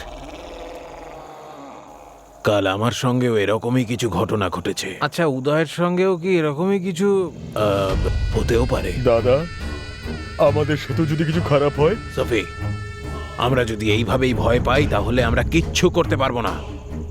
আগে নিজেদের কাজটা শেষ করার কথা ভাবো। বিশ্বাস রাখো নিজের ওপর। কালই কাজটা শেষ করে ফেলতে হবে। আর তারপর একজন তান্ত্রিকের সঙ্গে আমি কথা বলে দেখব। যদি আমাদের সঙ্গে কেউ কালো জাদু করে থাকে তাহলে আমাদের ওপর তার যেন কোনো প্রভাব না পড়ে, তার কোনো একটা ব্যবস্থা আমি ঠিক বের করে ফেলবো। হ্যাঁ, এরকমই কিছু করো দাদা। কিছু একটা করুন আপনি। হ্যাঁ, তোমরা ভরসা রাখো। কালকের জন্য সবকিছু তৈরি তো রফিক? সবকিছু রেডি আছে পণ্ডিত, আপনি যা বলেছেন সব করে দিয়েছি। গুড। কাল কাজ হয়ে যাবে তো? একদম পণ্ডিতজি।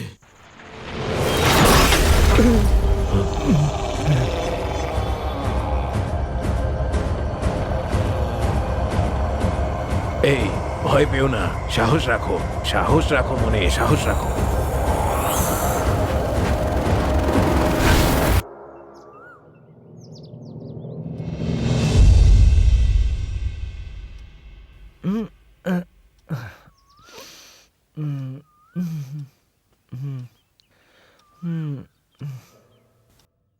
গুরুদেব বলেছিলেন যে আজকে সন্ধ্যে 7টার সময় আমার উপরে কোনো বিপদ আসতে পারে। মানে মাত্র 13 ঘন্টা বাকি রয়েছে। এর জন্য ঠিক 13 মিনিট সময় পাবে। যদি তোমার উপর সত্যিই কোনো সংকট আসে তাহলে ও তোমাকে বাঁচানোর চেষ্টা অবশ্যই করবে। তবে আপনারা আগামী 7টা দিন ওর দিকে খুব ভালো করে খেয়াল রাখবেন। তুমি যদি তার সঙ্গে কথা বলার চেষ্টা করো তাহলে সেও তোমার সঙ্গে কথা বলতে চাইবে।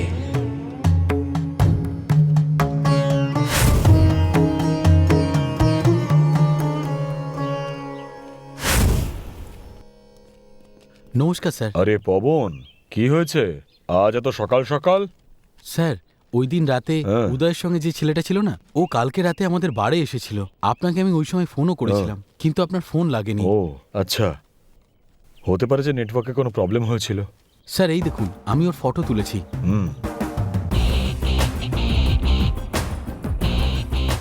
ওরা কিছু একটা বড় জিনিস নিয়ে প্ল্যান করছিল স্যার। এর সাথে আরো দুজন ছিল। আজকে রাতে কেল্লাতে কোনো একটা কাজ শেষ করবে বলছিল। মানে এখানে কাছাকাছি থাকে ওরা? হ্যাঁ স্যার। তোমাকে আর একবার ডাকবো আমি, চলে এস। ঠিক আছে, ঠিক আছে, থ্যাংক ইউ।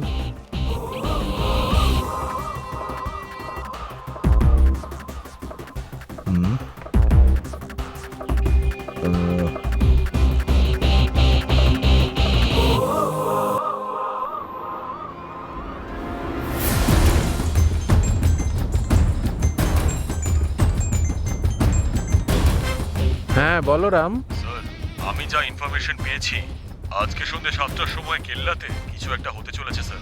আচ্ছা, যদি আমার সন্দেহ ঠিক হয় তাহলে আমার এক্সট্রা ফোর্সের প্রয়োজন পড়বে স্যার।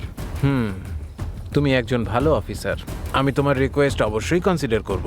আমি কমিশনারের সঙ্গে কথা বলে নিচ্ছি। আগে তুমি এটা খোঁজ নাও যে ওখানে কি ইলিগাল অ্যাক্টিভিটি চলছে। মনে রেখো কাজটায় রিস্ক আছে। Okay sir. Be careful. Thank you sir. Okay, good morning. আরে গুড মর্নিং আপনার পাশে রাখুন, আমরা সব কাজ একেবারে তৈরি করে রেখেছি। আপনি কি একদম রেডি আছেন কি সেটা বলে দিন। ও, সবকিছু রেডি? কেউ যদি আমাদের ব্যাপারে জানতে পারে না তাহলে আমাদের গল্প ওখানেই শেষ হয়ে যাবে। আমরা যেমনটা মেনটেন করে এসেছি সেরকমই মেনটেন করতে হবে। চিন্তা করো না রফিক, সবকিছু ঠিকঠাক হয়ে যাবে ইনশাআল্লাহ। এমনটাই যেন হয় স্যার।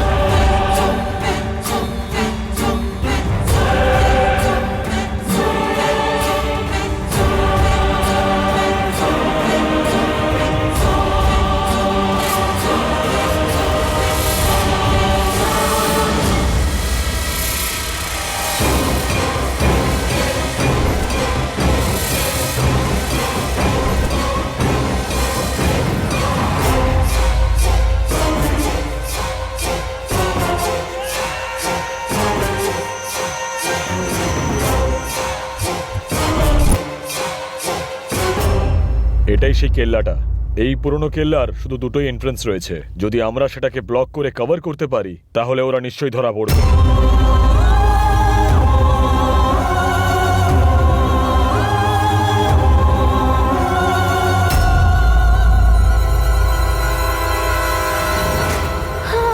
হাঁপিয়ে গেছি। আজ আমার জীবনের সব থেকে বড় দিন। I am so happy. তুমি তো খুশি, কিন্তু আমার খুব টেনশন হচ্ছে। টেনশনটা না নিয়ে দিতে শেখো ডার্লিং।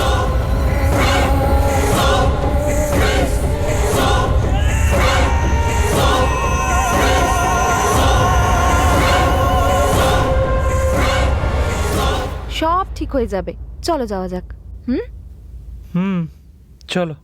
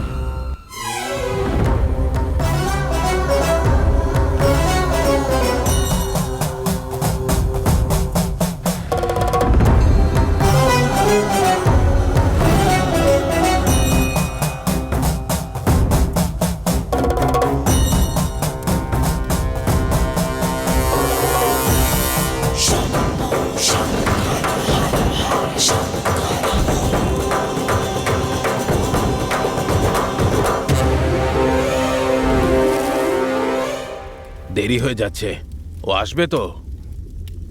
হ্যাঁ দাদা, ওরা নিশ্চয়ই আসবে। এরকম সুযোগ আমাদের হাতে আর আসবে না।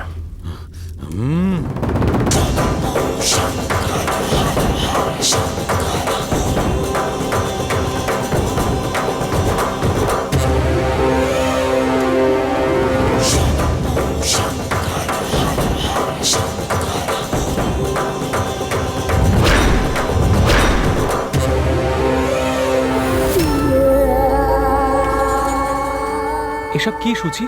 তুমি আমাকে এখানে কেন নিয়ে এসেছো? সব জানতে পারবে তুমি।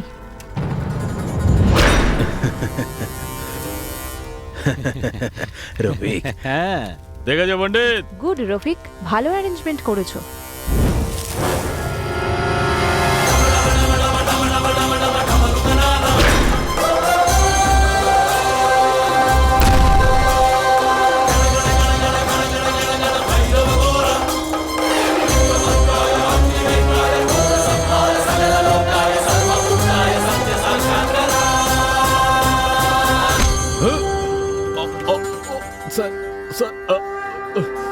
এসব কি হচ্ছে এখানে?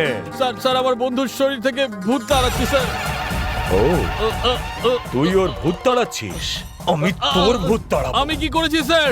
তুই কি করেছিস আহ, এটা জিজ্ঞেস কর, কি করিসনি তুই? সব জানতে পারবি। এই স্যার আমি বলছিলাম যে এই পুজো সেই কারণেই করা হচ্ছে। চুপ, হাতে কোনো প্রমাণ ছাড়া কোনো কথা বলে না এই রামকুমার রাও। এই বল, উদয় ছেলেটা কে? তুই সেটা ভালো মতনই জানিস, তাই তো? ও তো আত্মহত্যা করে মরেছে, আমি তো ওকে চিনি স্যার। এই এই মিথ্যে বলিস না। আমি সত্যি কথা বলছি স্যার। হ্যাঁ? ও আমার ভাইয়ের মতো ছিল স্যার। আর বলো না। এই হ্যাঁ, ও আবার কি বলবে? ও, ও, ও, তুই ওর খুন করে ওর ডেড বডিটাকে ফাঁসিতে ঝুলিয়ে দিয়ে আত্মহত্যা বলে ঘোষণা করে দিলি? তুই ওকে কেন মেরেছিস সোজাভাবে বলে দে। স্যার যদি সত্যিটা না বলিস তাহলে এখানে এনকাউন্টার করে দেবো। স্যার স্যার স্যার বলছি স্যার। স্যার বল।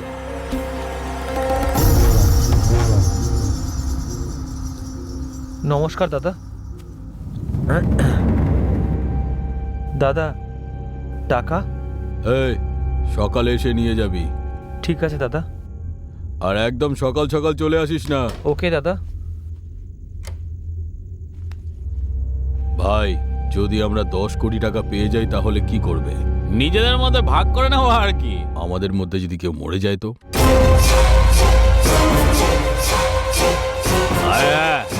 একদম ঠিক বলছিস ভাই। আরে শোন, আমার মাথায় একটা আইডিয়া এসেছে তোর জন্য। হ্যাঁ, মরার জন্য জন্ম হয়েছে তোর। হ্যাঁ, তুই না আমার ভাইয়ের মতো, তোকে কষ্ট না দিয়েই মেরে ফেলবো। সবাই ইঞ্জেকশন দিয়ে ওষুধ দেয়, আমি তোকে ইঞ্জেকশন দিয়ে হাওয়া দেব। ঠিক আছে, ঠিক আছে। ব্যাস, হয়ে গেছে, হয়ে গেছে, হয়ে গেছে, হয়ে গেছে। শান্তিতে মরবি, শান্তিতে। তোর আইডিয়া তোর কাছেই লেগে গেল ভাই। মরে গেলি, মরে গেলি ভাই, মরে গেলি।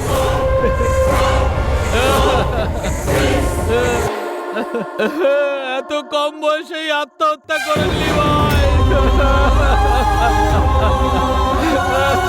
আমার ভাইয়ের মতো ছিলিস রে তুই। মরে গেলি, এখন আমি কার সাথে মদ খাবো রে? শিরার মধ্যে এয়ার ইনজেক্ট করছিস? খুব বড় ডক্টর নাকি তুই?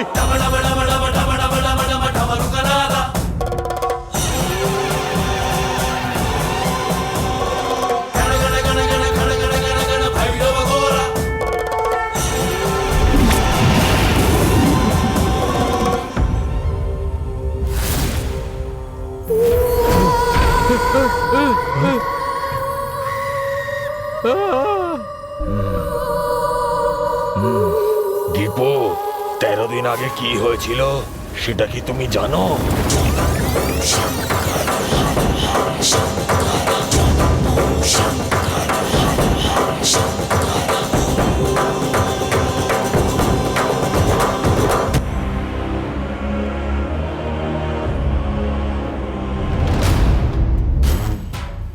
ইয়েস, তোমরা সঠিক আন্দাজ করেছো, কিন্তু তোমরা যতটা আন্দাজ করেছো তার থেকেও 10 গুণ বেশি গুপ্তধন ওই কেল্লায় লুকোনো আছে।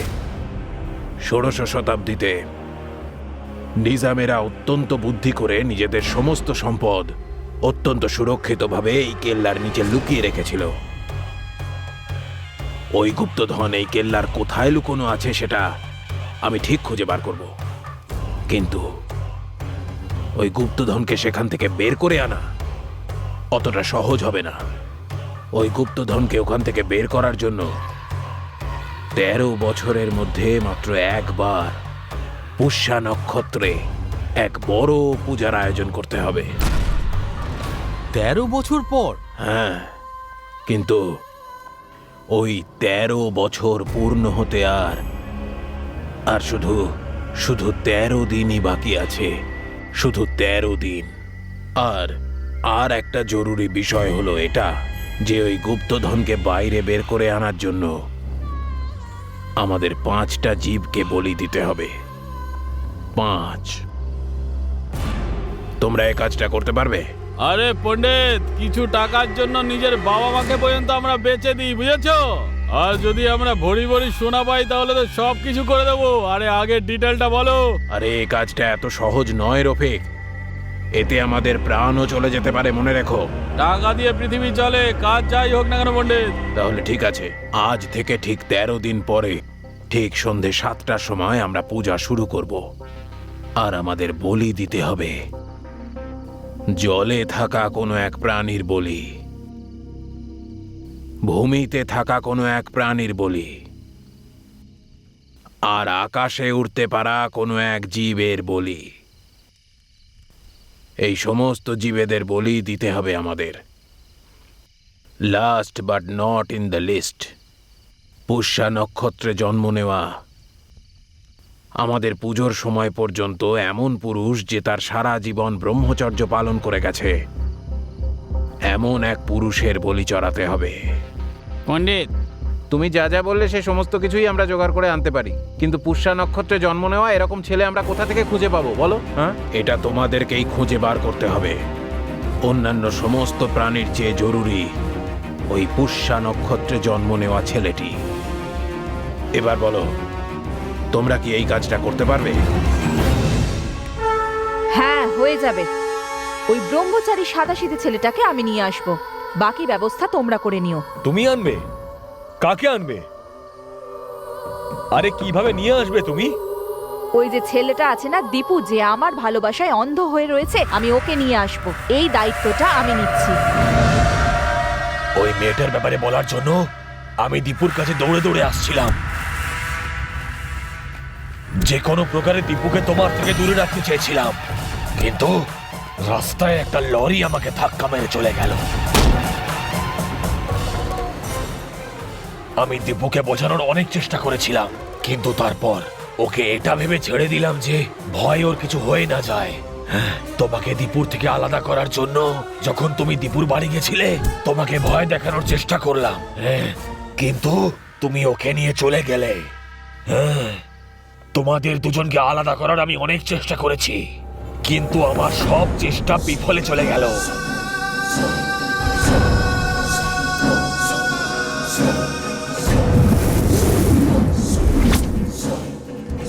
তুমি নাটক করছো না সত্যি বলছো আমি সেটা জানি না, বাট ইয়েস, আমি তোমাকে বলি দেওয়ার জন্যই এখানে নিয়ে এসেছি। শুধু এটুকুই নয়, তোমার সাথে ভালোবাসার নাটকটা আমি তোমাকে এখানে আনার জন্যই করেছিলাম। তোমার মনে হলো আমি তোমাকে ভালোবাসি। এরকম কেন করেছি জানো? কারণ আমি বিনা পরিশ্রমেই শর্টকাটে টাকা রোজগার করতে চাই। যদি আমার কাছে টাকা থাকে তাহলে তোমার মতো হাজারটা ছেলে আমার পেছনে ঘুরবে। আমার কাছে টাকাটাই সব, সেটা কেন তুমি জানো? কারণ টাকার অভাবে আমার পরিবার ধ্বংস হয়ে গেছে। ঋণ নিয়ে শোধ করতে না পেরে আমার বাবাকে আত্মহত্যা করতে হয়েছে। উনি এটুকু পর্যন্ত ভাবেননি যে ওনার দুটো ছোট মেয়ে রয়েছে। এটা তুমি কি করে ফেললে গো? কি করলে তুমি? সেই দিনই আমি ডিসাইড করেছিলাম যে যা কিছু করি না কেন জীবনে অনেক বেশি টাকা আমাকে রোজগার করতেই হবে। আর তখনই আমি এই কেল্লার গুপ্তধনের ব্যাপারে জানতে পারি। অল্প সময়ে ধনী হওয়ার এটাই একমাত্র উপায় আমার ছিল। কিন্তু এত বড় কেল্লায় গুপ্তধন কোথায় এটা আমি জানতাম না। আর সেটাই জানার জন্য আমি এই পণ্ডিত মশাই মানে আর্কিওলজিস্টের সঙ্গে দেখা করি। আর বাকি কাজের জন্য আমি রফিক, সফি আর মুরলের সঙ্গে দেখা করি। আমরা রোজ রাতে এই কেল্লায় আসতাম, কিন্তু তাও আমরা জানতে পারিনি যে গুপ্তধন কোথায় আছে।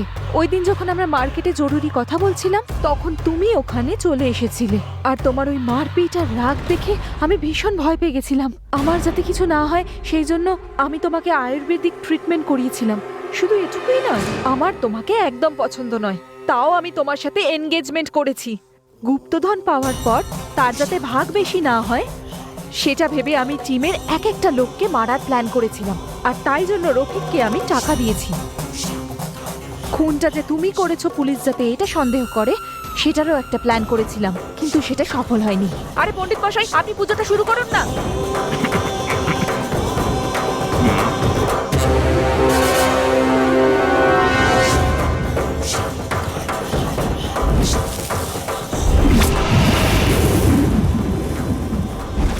ভেবেছিলাম তোমাকে প্রাণে মেরে ফেলবো, কিন্তু পারলাম না। ও যাতে পুজো না করতে পারে সেই কারণে ওকে অনেক ভয় দেখালাম, কিন্তু তাও ও শুনলো না। আমার কোনো কাজ সম্পূর্ণ হলো না। একে ভয় দেখিয়ে কিছু হবে না এটা ভেবে আমি ওকে ছেড়ে দিলাম। তারপর ওর কাছে এলাম। 11তম দিন আমি ওকে ভয় দেখানোর অনেক চেষ্টা করলাম, কিন্তু সেই চেষ্টাটাও বৃথা হয়ে গেল।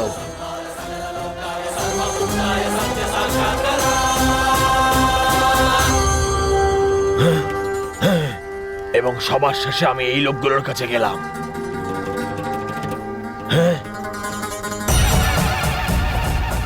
এরা রাক্ষস, স্যার, রাক্ষস।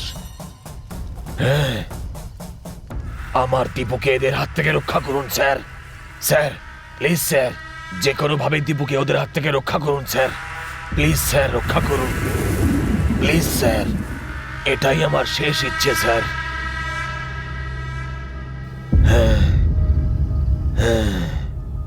একটা ঐতিহাসিক স্মারকে গুপ্তধন আছে এমন ভুল প্রচার করে এই কাজটা করার জন্য আর এরকম একটা প্ল্যানিং করার জন্য, মানে একজন মানুষকে খুন করার চেষ্টার অপবাদে নারায়ণ পণ্ডিত এবং তার 4 জন সঙ্গীকে এই আদালত আইপিসি সেকশন 30P অধীনে যাবজ্জীবনের শাস্তি শোনাচ্ছে। The court is dismissed.